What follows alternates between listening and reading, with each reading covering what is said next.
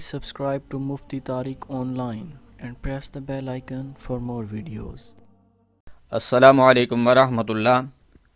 توصیف الرحمن بورے والا سے یہ بھائی سوال کرتے ہیں کہ نماز میں ایسی کون سی غلطی ہوتی ہے جس سے سجدہ سہو کرنا ضروری ہو جاتا ہے، اور پھر کون سی ایسی غلطی ہے کہ سجدہ سہو نہ بھی کریں تو بھی نماز صحیح ادا ہو جاتی ہو، رہنمائی فرما دیں۔ بہت ہی اہم مسئلہ ہے۔ دیکھیں، نماز میں اگر واجب چھوٹ جائے تو بھی سجدہ سہو لازم ہو جاتا ہے۔ اسی طرح اگر کسی فرض یا واجب میں تاخیر ہو جائے تو اس صورت میں بھی سجدہ سہو واجب ہو جاتا ہے، اور ایسے ہی ایک رکن کو چھوڑ کر دوسرے رکن میں چلے جانے سے بھی سجدہ سہو واجب ہو جاتا ہے۔ اب ان کی مثالیں سمجھیں۔ مثال کے طور پر فرض کی پہلی 2 رکعتوں میں سورۃ فاتحہ کے بعد دوسری سورت کا ملانا یہ واجب ہے۔ اگر آپ نے بھول کر سورت نہیں ملائی تو اس صورت میں آپ پر سجدہ سہو واجب ہو جاتا ہے، اور پھر سجدہ سہو کر لینے سے نماز صحیح ادا ہو جاتی ہے۔ اسی طرح التحیات یعنی 4 رکعتوں والی نماز میں دوسری رکعت کے بعد التحیات پڑھنا بھول گئے تو بھی سجدہ سہو سے اس کی تلافی ہو جائے گی۔ یہ تو ہے اس وقت کہ جب کوئی واجب آپ سے رہ جائے تو سجدہ سہو سے نماز درست ہو جاتی ہے۔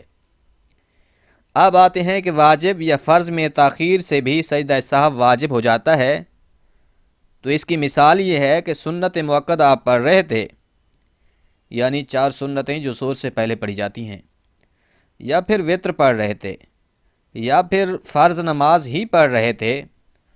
دوسری رکعت کے بعد التحیات پڑھ کر آپ کو کھڑا ہونا تھا، لیکن آپ کھڑے نہیں ہوئے، بلکہ درود پاک ایک خاص مقدار میں آپ نے پڑھ لیا۔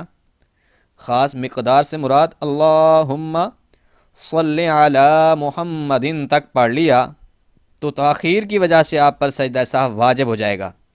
تاخیر سے مراد یہ ہے کہ جو ہی آپ نے التحیات مکمل کی تھی اس کے بعد آپ کو قیام کی طرف جانا تھا، قیام فرض تھا، لیکن نوافل میں تاخیر سے ایسا نہیں ہوتا، کیونکہ نوافل میں 2 رکعت کے بعد التحیات، درود پاک اور دعا مکمل پڑھنی ہوتی ہے۔ اب اسی طرح اگر آپ امام کے پیچھے نماز پڑھ رہے تھے، امام صاحب نے سلام پھیر دیا، لیکن ابھی آپ کی 1 رکعت باقی تھی، آپ نے کھڑا ہونا تھا، آپ کھڑے نہیں ہوئے، بلکہ امام صاحب کے ساتھ ہی سلام پھیر لیا، تو اس سلام پھیر لینے سے کیا ہوا؟ آپ کو تو جانا تھا قیام میں، لیکن آپ وہ رکن چھوڑ کر کسی دوسرے رکن میں چلے گئے، تو السلام کا لفظ آپ نے منہ سے نکال دیا، پھر یاد آیا کہ یار میری تو 1 رکعت ابھی باقی تھی، اسی حالت میں آپ اٹھ کھڑے ہوئے، تو لفظ السلام کہنے کی وجہ سے بھی آپ پر سجدہ سہو واجب ہو گیا۔ تو یہ وہ مسائل ہیں جو عام طور پر مختلف لوگوں کو پیش آتے رہتے ہیں، جن کی وجہ سے سجدہ سہو واجب ہو جاتا ہے۔ لیکن یاد رہے، اگر آپ سے نماز کا کوئی رکن چھوٹ گیا ہو تو اس صورت میں پھر آپ کی نماز ہوگی ہی نہیں، سرے سے نہیں ہوگی۔ مثلا نماز مکمل کر لینے کے بعد آپ کو یاد آیا کہ یار میں نے تو رکوع کیا ہی نہیں، تو اب اس صورت میں دوبارہ سے آپ کو نماز پڑھنا پڑے گی۔ کیوں؟ کیونکہ رکوع فرض تھا۔